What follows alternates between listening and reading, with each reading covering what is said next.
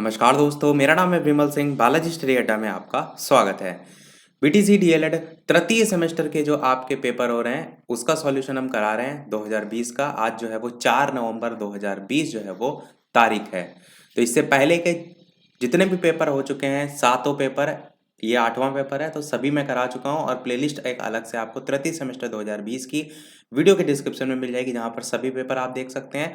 और जस्ट इससे पहला वाला जो पेपर था आपका संस्कृत विषय का, वो आपको साइड में आई बटन में मिल जाएगा। आज हम देखेंगे हमारा लास्ट पेपर तृतीय सेमेस्टर 2020 का कंप्यूटर का अष्टम प्रश्न पत्र।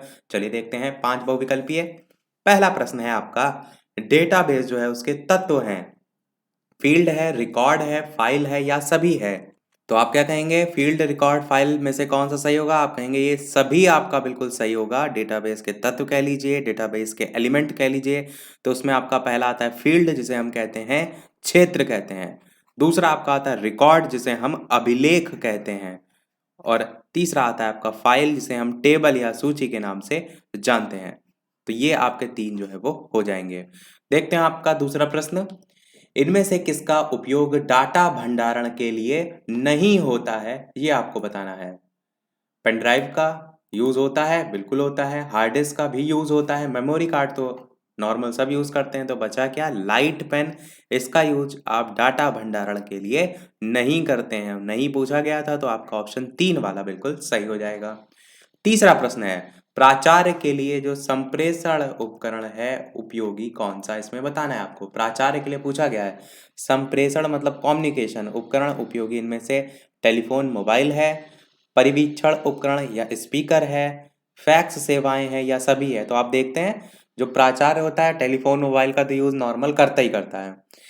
आप जितने भी सरकारी देख लीजिए विभाग, उनमें टेलीफोन आपको देखने को मिलेगा। और नॉर्मल मोबाइल तो होता ही है सबके पास। परिवीक्षण उपकरण या स्पीकर भी बहुत से ऐसे नामी गिरामी विद्यालय होते हैं जिनमें स्पीकर होता है। कोई अनाउंसमेंट करनी होती है, किसी प्रेयर में बच्चों को इकट्ठा करना होता है, केवीएस के जैसे विद्यालय, इन सब में आपका स्पीकर या उपकरण, परिवीक्षण उपकरण, इन सब का यूज होता है। फैक्स सेवाएं तो है ही है, कोई चीज भेजनी है तुरंत फैक्स कर दिया। तो आप क्या कहेंगे? ये सभी आपका यहाँ पर बिल्कुल सही हो जाएगा। अगला प्रश्न देखते हैं, चौथा, कि स्लाइड जो है वो तैयार करने के लिए इनमें से किस सॉफ्टवेयर का प्रयोग किया जाता है? एमएस वर्ड का किया जाता है, एमएस पावर पॉइंट का किया जाता है, एमएस एक्सेस का किया जाता है, ये एमएस, और चौथा एमएस एक्सेल। अच्छा, एक्सेस और एक्सेल इन्होंने अलग अलग लिख दिया है। तो आपको बताना है स्लाइड। तो स्लाइड आपकी पावर पॉइंट में जो प्रेजेंटेशन जिसको हम कहते हैं, वो आपकी इसी में पीपीटी जिसको हम कहते हैं वो तैयार की जाती है। तो वो स्लाइड एमएस पावर पॉइंट आपका बिल्कुल सही हो जाएगा। अगला और लास्ट बहुविकल्प भी पूछा गया था, इंटरनेट के जन्मदाता के रूप में किसे जाना जाता है? बिल क्लिंटन को, बिल गेट्स को, लियोनार्ड क्लोनराग को या इनमें से कोई नहीं। तो 4 ऑप्शन में से कौन सा सही होगा? Bill Clinton, Bill Gates, Leonard Kleinrock. आप कहेंगे तीनों में से ही कोई नहीं सही होगा। क्यों? क्योंकि इंटरनेट के जन्मदाता के रूप में विंटन जी सर्फ जो है उनको जाना जाता है। विंटन सर्फ आप कह सकते हैं। और इन्हीं के साथ एक और नाम देखने को मिलता है, वो है रॉबर्ट ई कैहन, KAHN। तो मुख्यतः कैहन का नाम नहीं देखने को मिलता है। विंटन जी सर्फ आपको सभी पुस्तकों में देखने को मिलेगा और यही आपका सही होगा। और यहाँ पर तीनों ऑप्शन में से कोई नहीं है, तो इनमें से कोई नहीं आपका बिल्कुल सही होगा। वैसे इनमें से कोई नहीं ऑप्शन बहुत कम ही दिया जाता है। देखते हैं हम अति लघु प्रश्न। इसके अलावा वीडियो पसंद आया तो सभी लोग वीडियो को लाइक अवश्य कर दीजिएगा। और साथ ही साथ चतुर्थ सेमेस्टर के आपको पेपर देने हैं लगभग 1 महीना बाद। तो आप ये मत सोचिए तृतीय सेमेस्टर पेपर समाप्त हो गए, अब आराम कर रहे हैं। चतुर्थ सेमेस्टर की तैयारी में लग जाइए। चतुर्थ सेमेस्टर की परीक्षा वैसे भी होने वाली है अभी कुछ दिन बाद ही। तो ये मान के चलिए कि आपको भी वैसे ही परीक्षा देनी है, तो अपनी तैयारी उसी को समझ के करिए। फास्ट रिवीजन, मॉडल पेपर, सारी चीजें कराई जा रही हैं।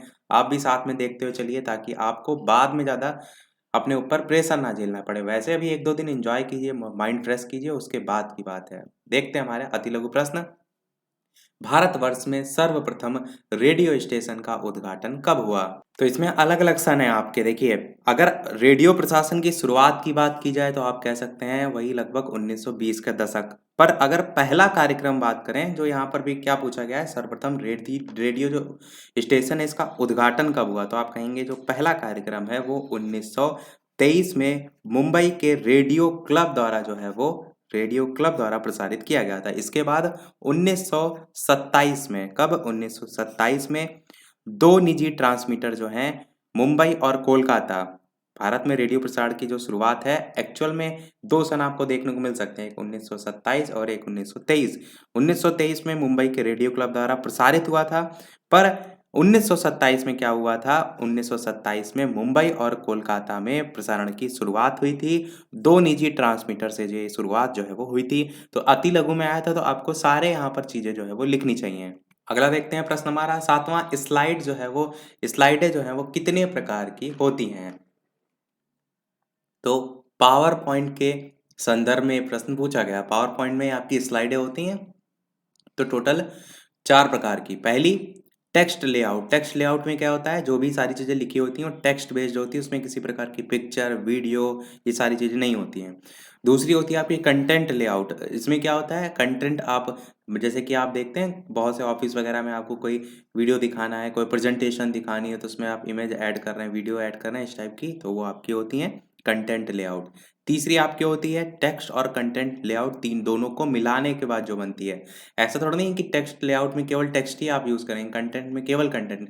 इस टाइप की भी तो होती है कि दोनों का आप संयुक्त रूप यूज़ करते हैं। जैसे कि आप देखते हैं जो ऑनलाइन पढ़ाई आप देखते हैं, मैं कोई चीज़ आपको पढ़ा रहा हूँ तो उसमें कुछ लिखा हुआ भाग भी होता है, कुछ पिक्चर इमेज भी होती है इस टाइप से। तो वो आपकी होती है टेक्स्ट एंड कंटेंट लेआउट। और चौथी होती है आपकी अदर लेआउट, जिसमें आप अन्य इन चीज़ों को छोड़कर अन्य चीज़ें ऐड कर सकते हैं। ये मुख्यतः 4 प्रकार होते हैं। देखते हैं हमारा अगला प्रश्न। 8वां, क्लाइंट से क्या आशय है? तो क्लाइंट को कंप्यूटर के संदर्भ में आपको बताना था, आप क्या कहेंगे? क्लाइंट किसी कंप्यूटर या कंप्यूटर प्रोग्राम को कहते हैं, कंप्यूटर प्रोग्राम को कहते हैं, जो किसी और कंप्यूटर जो सर्वर होता है उसके द्वारा जो प्रदत्त सेवाएँ हैं उसका यूज़ करता है, उपभोग करता है। हिंदी में लिखेंगे तो उपभोग करता है आप लिखेंगे। और इसके भी आपके 3 प्रकार होते हैं क्लाइंट के। एक आपका होता है जिसे हम फैट क्लाइंट के नाम से जानते हैं।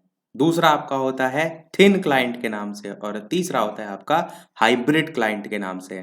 फैट क्लाइंट, दूसरा आपका थिन क्लाइंट, तीसरा आपका हाइब्रिड क्लाइंट। तो ये आपके क्लाइंट के प्रकार होते हैं। 9वां प्रश्न है आपका, वेब ब्राउज़र से आप क्या समझते हैं? आप जानते हैं जो भी आप इंटरनेट वगैरह चलाते हैं, मोज़िला फायरफॉक्स हो गया, इंटरनेट एक्सप्लोरर हो गया, तो ये सब क्या है? ये आपके वेब ब्राउज़र हैं। इसको आप डेफिनेशन में कैसे लिखेंगे कि वेब ब्राउज़र एक ऐसा सॉफ्टवेयर है जो आपको इंटरनेट पर उपलब्ध सामग्री जैसे कि ब्लॉग, वेबसाइट पर उपलब्ध लेख, इमेज, ऑडियो, वीडियो सब देखने में हेल्प करता है, वही आपका वेब ब्राउज़र है। 10वां आपका स्मार्ट क्लास का क्या महत्व है? तो ये तो सारी चीज़ें आप लिख सकते हैं स्वयं से। स्मार्ट क्लास से क्या है, जैसे कोई चीज़ आप पढ़ा रहे हैं उसका विजुअल इफ़ेक्ट दिखा रहे हैं, इमेज दिखा रहे हैं, वीडियो दिखा रहे हैं, जिससे बच्चे और बढ़िया तरीके से सीख रहे हैं, बच्चों में इंटरेस्ट आ रहा है, ये सब महत्व ही हैं इसके। नेक्स्ट और लास्ट आपका अति लघु पूछा गया था, सर्च इंजन क्या होता है? तो इसमें आप जानते हैं गूगल जो है आपका एक सर्च इंजन है। आप कोई भी चीज़ सर्च करते हैं तो क्या है, डायरेक्ट आपके सामने आ जाती है। तो सर्च इंजन को डेफिनेशन के तौर पर लिख सकते हैं कि एक ऐसा कंप्यूटर प्रोग्राम जो कि कोई भी आप चीज़ सर्च कर रहे हैं या किसी कंप्यूटर सिस्टम पर भंडारित सूचना में से जो वांछित सूचना जो आप सर्च करते हैं वही तो आपको ला कर देता है, और वो कहीं न कहीं स्टोर होती है, ऐसे नहीं होता है, वो कहीं स्टोर होती है। तो आप क्या कहेंगे, ऐसा कंप्यूटर प्रोग्राम खोजी इंजन जो कि किसी कंप्यूटर सिस्टम पर कोई भंडारित सूचना में से जो वांछित सूचना है उसको ढूँढ कर निकालता है और आपके सामने प्रस्तुत करता है। और इसके एग्ज़ाम्पल में आपका गूगल हो जाएगा और एग्ज़ाम्पल में आपका बिंग हो जाएगा। बिंग पे भी बहुत लोग सर्च करते हैं। और एग्ज़ाम्पल पे आपका बिंग के अलावा याहू हो जाएगा। तो इस टाइप से आप लिख सकते थे। तो सारे मैंने प्रश्न बता दिए। देख लेते हैं लघु में कौन-कौन से प्रश्न आए थे। दूरदर्शन द्वारा शिक्षा विकास के लिए प्रदान किए जाने वाली सेवाएँ, फिर कार्यालय स्वपालन से आप क्या समझते हैं? प्रसार भारती द्वारा दी जाने वाली शैक्षिक सेवाएँ, मेरिटनेशन.com से आप क्या समझते हैं? सेम यही प्रश्न आपका इससे पहले भी आ चुका है। अगर आप प्रीवियस ईयर देखेंगे तो ऐसा एक प्रश्न आया था। व्यावसायिक अथवा रोजगार सूचना के स्रोतों को संक्षेप में लिखिए। ई ट्यूशन क्या है? वीडियो कॉन्फ्रेंसिंग क्या है? तो सारी चीज़ें आप लिख सकते थे। तो पूरा पेपर समाप्त हुआ। ओवरऑल आपका कैसा क्या पेपर रहा, कमेंट सेक्शन में टाइप करके अवश्य बताइएगा। वीडियो पसंद आया हो तो सभी लोग लाइक अवश्य कर दीजिएगा। चैनल पर नए हो तो सब्सक्राइब करके भी अवश्य जुड़ जाइएगा और साथ ही साथ वीडियो को सभी के साथ शेयर अवश्य कर दीजिएगा ताकि सभी लोग अपना पेपर जो है वो चेक कर सकें। और इससे पहले के पेपर नहीं देखे हैं तो डिस्क्रिप्शन में आपको पूरी कंप्लीट प्लेलिस्ट मिल जाएगी, कमेंट में भी मिल जाएगी, वहाँ से आप सारे पेपर पहले के से देख सकते हैं। तो मिलते हैं अगले वीडियो में नए टॉपिक के साथ। तब तक के लिए नमस्कार। Thank you for watching.